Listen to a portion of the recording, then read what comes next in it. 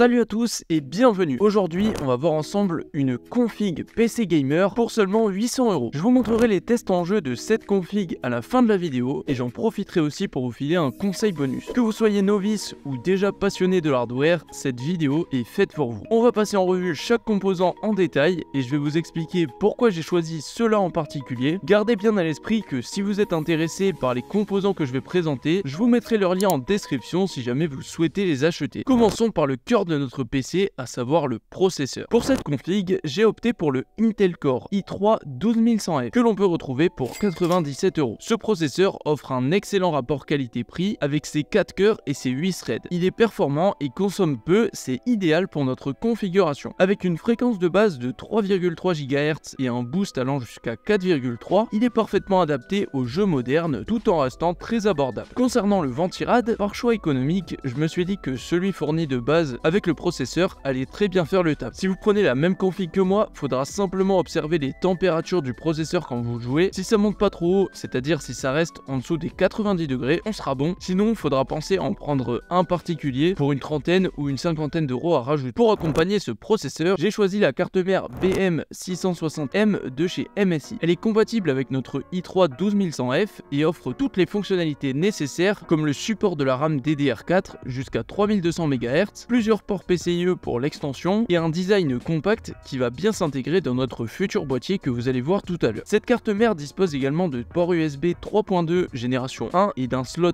M.2 pour accueillir un SSD NVMe. On a donc beaucoup d'options pour la connectivité et c'est appréciable. Cette carte mère, on pourra la prendre à un prix avoisinant les 170 €. Avant de passer à la carte graphique, je tiens à remercier tous ceux qui prennent le temps de liker et de s'abonner puisque c'est vraiment vous qui faites vivre la chaîne. En parlant de ça d'ailleurs, j'ai pensé que je pourrais faire un nouveau concept de vidéo, un petit peu comme celle-là, mais cette fois-ci en commandant vraiment les composants pour monter le PC directement avec vous, et après pourquoi pas à la fin de la vidéo le mettre en vente si jamais vous souhaitez l'acheter. Dites-moi si c'est une bonne idée, j'irai lire tous les commentaires, je vais être attentif à tout ça, parce que ça peut vraiment faire évoluer la chaîne. Bon, cette fois-ci reprenons avec le GPU, c'est un élément crucial pour le gaming, comme vous le savez. Pour notre config, j'ai sélectionné la Radeon RX 7600 XT Sapphire Pulse. Si jamais vous comprenez rien à ces noms d'ailleurs, j'ai déjà fait une vidéo qui explique tout ça, je vous la mets juste en haut à droite. Parenthèse fermée, cette carte graphique offre d'excellentes performances en 1080p et même en 1440p pour certains jeux. Vous allez voir ça dans les tests après. Avec ses 16 Go de mémoire GDDR6, cette carte est capable de gérer les jeux les plus récents avec des réglages relativement élevés. Elle supporte également le ray tracing, donc ça nous apporte vraiment des graphismes plus réalistes et très immersifs. Cette carte vous reviendra normalement à un prix avoisinant les 350 €. Du côté de la RAM, on part sur 16 Go de Corsair Vengeance LPX à 3200 MHz. 16 Go, comme vous le savez, c'est le minimum pour les jeux actuels, et puis avec cette fréquence, on maximise les performances de notre processeur. Les Corsair Vengeance LPX sont réputés pour leur fiabilité et leur très bon rapport qualité-prix. De plus, ici, avec deux barrettes de 8 Go, on profite du Dual Channel, ce qui améliore les performances globales du système en général. Vous pourrez avoir vos deux barrettes au prix de 40 €. Encore une fois, je rappelle que tous les composants que je cite, si vous voulez les acheter, leur lien sera en description. Merci beaucoup à tous ceux qui passeront par ces liens, ça me soutient énormément et ça permet de développer la chaîne et d'améliorer sa qualité. On en arrive au stockage. Pour le stockage, j'ai choisi un SSD NVMe de 1 Tera, le Kingston NV2. Il offre des vitesses de lecture et d'écriture très rapides, c'est parfait pour réduire le temps des chargements dans les jeux et pour notre système d'exploitation. Avec 1 Tera, on a suffisamment de place pour plusieurs jeux et applications, tout en gardant une petite marge si jamais on a besoin de quelques fichiers personnels à archiver. Le NVMe assure également des transferts de données beaucoup plus rapides qu'un SSD SATA traditionnel, ça c'est pas un secret. Concernant le Kingston NV2, vous pourrez le trouver à environ 65 €. En préparant cette config, évidemment j'ai essayé de choisir des composants avec un bon rapport qualité-prix. Mais dites-moi en commentaire ce que vous auriez choisi, j'ai peut-être raté certains bons plans, ça peut arriver, ça serait bête de s'en priver, donc discutez-en en commentaire, c'est très intéressant. Parlons à présent du boîtier. Pour le boîtier, j'ai choisi le Cooler Master Masterbox Q300L qui est actuellement aux alentours des 60 €. Il est compact, bien ventilé et il propose un design gamer avec un look assez particulier. Alors là, chacun ses goûts, mais moi j'aime vraiment bien, c'est très épuré. Il est parfaitement adapté à notre configuration d'un point de vue technique. Le Q300L va vous offrir une excellente gestion des câbles. Vous pourrez retrouver dedans des filtres à poussière magnétiques et suffisamment d'espace pour une bonne ventilation. Et ça, on le sait, c'est crucial pour maintenir des températures basses. Et qui dit température basse dit meilleure durabilité de nos composants et optimisation de nos performances. Enfin, le dernier composant, ça va être l'alimentation. J'ai choisi la Cooler Master MWE 650 watts bronze que vous retrouverez aussi dans les 60 €. Elle offre suffisamment de puissance pour notre configuration tout en restant très abordable. En plus de ça, elle est certifiée 80+ bronze, donc on aura une meilleure efficacité énergétique et avec les 650 watts, nous avons une marge suffisante pour d'éventuelles futures améliorations. Je parle peut-être de l'ajout de disques durs supplémentaires ou même d'une carte graphique un petit peu plus puissante. Si on fait les comptes de tous ces composants, en termes de prix à la fin, on se retrouve avec un total de 838 €. Vous allez voir que le rapport qualité-prix est plutôt bon parce que je vous ai déniché des tests en jeu d'une configuration à peu près similaire pour qu'on puisse avoir une approximation de ce que ça donnerait et franchement c'est loin d'être inefficace. On passe de suite au test. Encore une fois, n'oubliez pas si vous voulez les composants, le lien est en description. Alors voilà, concrètement, les tests qui suivent sont réalisés sur du HD en 1080p. On commence avec GTA V où on va voir qu'on peut dépasser sans problème les 100 FPS de moyenne tout en restant dans des températures et des utilisations de GPU et de CPU tout à fait normales et tout à fait correctes. Présent sur le jeu récent Cyberpunk 2077 avec des graphismes normaux, on va dépasser les 90 FPS de moyenne et ensuite si on passe sur des graphismes bas, c'est même possible d'aller sur 120 FPS. Si vous souhaitez partir en Battle Royale sur Fortnite avec des graphismes en épique, vous pourrez y aller tranquillement, ça restera normalement au-dessus des 100 FPS de moyenne. Enfin, j'ai regardé aussi les perfs rapidement sur un jeu gourmand comme Red Dead Redemption 2 par exemple, et là aussi on reste encore largement au-dessus des 60 FPS puisqu'en moyenne on est à 90. Franchement, des perfs comme ça à 800 € en 2024, c'est plutôt bon. Bien sûr, soyez bien conscient que là je parle que de l'ordi, on parle pas du tout de setup ni même du système d'exploitation, mais je pars du principe que vous avez déjà tout ça et que vous décidez simplement de changer d'ordi, auquel cas cette config sera vraiment efficace. Donc voilà pour cette configuration PC à 800 €. Chaque composant encore une fois a été choisi pour faire un bon rapport qualité-prix tout en garantissant une compatibilité parfaite entre eux. Avec cette config, comme on vient de le voir, vous pourrez profiter de vos jeux préférés en 1080p et même en 1440p pour certains. En plus de ça, j'ai pris en compte l'évolutivité de la configuration, ce qui vous permettra d'améliorer votre PC à l'avenir sans avoir à changer tous les composants. On arrive maintenant au petit conseil bonus. En fait, c'est aussi un message de prévention. Je voulais juste vous dire que avant d'acheter, vérifiez vraiment les prix actuels de chaque composant sur plusieurs plateformes pour pas vous faire avoir. De cette manière, vous pourrez comparer et acheter tous les composants à un prix raisonnable, voire même au meilleur prix. Normalement, pour les composants de cette vidéo, ça devrait pas trop s'éloigner des fourchettes de prix que je vous ai données, mais ça dépend vraiment de à quelle date vous regardez cette vidéo. Plus vous la visionnez longtemps après la sortie, moins les prix que j'ai annoncés seront valables. Je vous conseille également d'utiliser des sites comme le Configomatic, c'est très important si vous souhaitez modifier sensiblement les composants de la config que j'ai proposé. En utilisant le Configomatic, vous allez être sûr que tous les composants que vous voulez acheter soient compatibles entre eux avant de les acheter et d'avoir de gros problèmes au montage. Bon, bien sûr, si vous n'êtes pas novice, pas besoin de passer par là, ça vous le savez très bien. Et puis si vous êtes novice, le mieux encore, c'est même d'aller chercher le maximum d'infos dans le domaine. Comme ça, vous vous plantez pas dans les compatibilités et vous pouvez aller chercher les composants un petit peu partout au meilleur prix. Merci d'avoir regardé cette vidéo. Encore une fois, dites-moi en commentaire ce que vous pensez de la config. Si vous avez des suggestions d'amélioration, c'est intéressant de savoir. Sur ce, moi, je vous dis à plus pour de nouvelles vidéos sur les ordi.